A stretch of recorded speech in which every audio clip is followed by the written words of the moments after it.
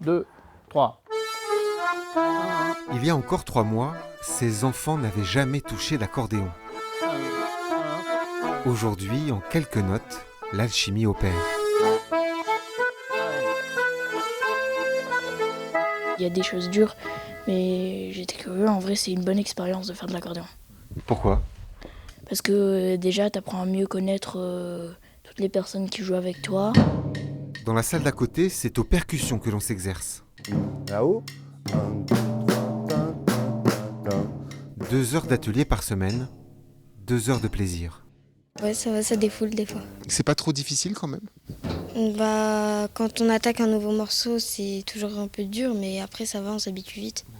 Bah, ils sont surpris, ouais. Ils sont surpris quand ça fonctionne, ouais. Et nous aussi d'ailleurs.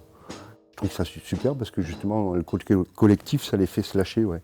Donc ils ont plus d'entrain, j'ai l'impression moins impressionnés. Après les répétitions, il est l'heure de réunir tout l'orchestre.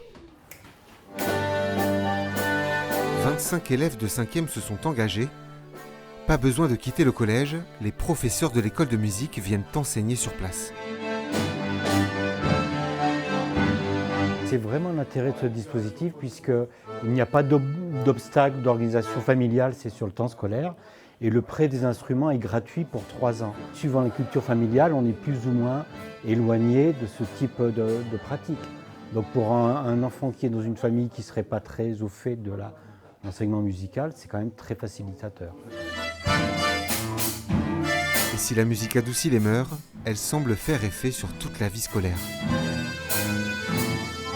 Les élèves, ils ont beaucoup plus de maturité, beaucoup plus d'attention en classe, et ça fait travailler aussi notamment la mémoire. On a des élèves qui sont beaucoup plus assagis, donc c'est ça c'est magique.